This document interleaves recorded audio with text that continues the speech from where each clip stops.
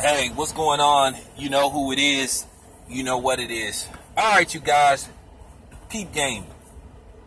I meant to do this video yesterday, but I'm going to do it today because it's something else that I'm tired of. I made sure my phone is on airplane mode so I don't get a phone call. Because I want everybody to hear this shit.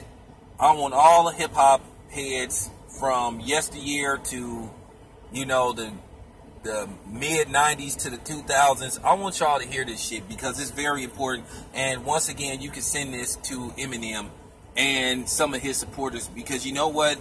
I'm getting tired of this fraud Eminem, and I'm getting tired of some of the fraudulent Eminem supporters, and I'm getting tired of these fake hip-hop heads like perpetrating this scam with Eminem and shit that's been going on for almost 20 years. Like Eminem is the forefather, the so-called Martin Luther King of white rappers.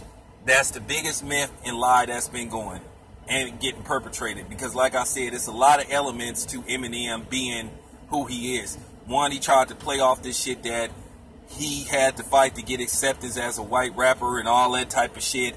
And it was hard for him to get acceptance, and he had to prove himself, you know, battling and all that type of bullshit. When that wasn't really the case. He was a dude that got discovered by Dr. Dre, and it took off from there on. You know, because I get kind of tired of white rappers sort of perpetrating that lie. Like they have to go through the shit that black people go through in everyday life to get accepted as a white rapper. Like we actually really stopped white people from rapping. Since when did white people ever care what black people thought? Okay? That's been proven time and time again. Okay? Let me explain something to you. Do you know that, y'all, they was white rappers before Eminem came out that nobody had a problem with rapping? And let me shut that whole thing down that black people had an issue with white rappers. Let me shut that down. I'm finna expose you motherfuckers once and for all. 1986. There was a rap album release which was monumental, a classic that everybody loved, that a whole bunch of black people bought. I had this CD like maybe 5 or 6 times. Still play the songs to this day. 1986, there was a rap album released called License to Ill by a trio of white rappers from the Manhattan area of New York, the Beastie Boys. Classic album. Had a banger called Paul Revere. Great album. Slow and Low. Paul Revere. Brass Monkey. You know, just timeless classics. Still play the album to this day. So if we had a problem with white rappers, how come License to Ill is one of the most successful selling albums in history?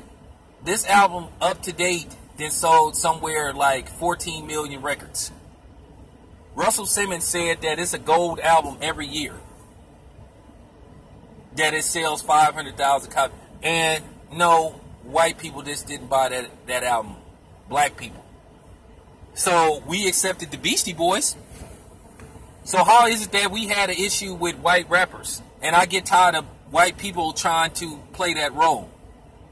That black people hated white rappers. Everybody knows that the black community is the easiest race to infiltrate. Okay? What about Third Base? The Cactus album. What about Everlast? Then he went on to join the House of Pain. Jump Around is a classic song. Love that song. I serve your ass like John McEnroe, and if a girl steps up, I'm smacking the hoe. Okay. What about Terry B? That Eazy-E and NWA sort of helped try to put out. She was a white female rapper. What about her? Okay. So that's bullshit. Stop trying to compare being a white rapper to the civil rights movement. Okay? Get the fuck out of here with that shit. I ain't never heard of no white rappers not being allowed to participate in a battling contest. I ain't heard about no white rappers getting hosed down and attacked with dogs and hung and all that type of shit. When did y'all march on Washington? I don't remember the million white rapper march. Man, get the fuck out of here with that shit, man. I'm tired of people perpetrating the fraud. What about the white rappers that came after him? Nobody don't have a problem with G-Eazy. Oh yeah, by the way, nobody had a problem with In Too Deep. That came out around 1992, 1993. Back to the Hotel. Everybody liked that song. People knew they was white boys for the most part. Some people thought they was Mexican, but they wasn't. They was white. This shit gotta be said, man, because I'm tired of this shit, man. I'm tired of white people like trying to compare their struggle to what we went through. Like I said, when have you ever heard of a white guy getting killed for rapping?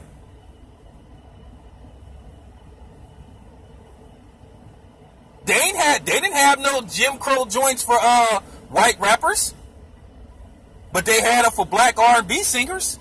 So I'm getting tired of people perpetrating that fraud, man. Eminem, they got away with perpetrating a lot of frauds and shit.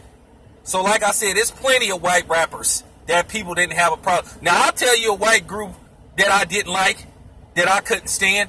The name itself made me not like them. Them motherfuckers called themselves young black teenagers. That was very disrespectful. That was insulting. I thought that was atrocious. But I'm glad that they didn't sell no records, because people saw right through that bullshit. Okay? There were, like I said, there were plenty of white rappers before Eminem that was accepted. Who didn't have the Cactus album by Third Base, the Gas Face? 3 the Hard Way. Brooklyn, Queens. Yeah, that's what I thought.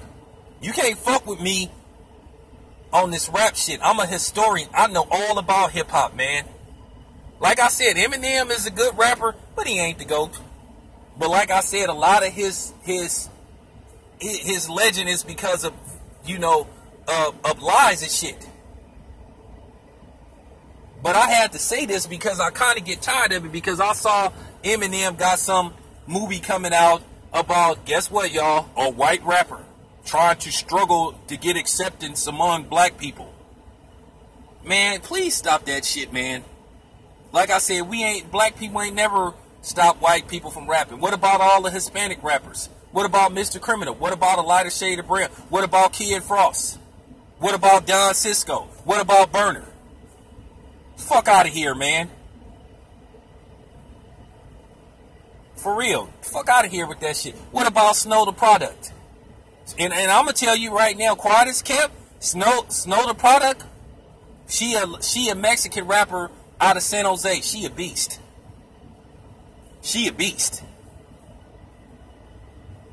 We gave you guys the credit when the credit is due, but stop perpetrating the fraud, man. Stop fucking lying on us, man. Stop fucking lying on black people, man. Stop perpetrating that fraud, man. Like y'all got killed and shit.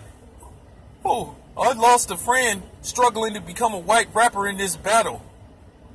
No.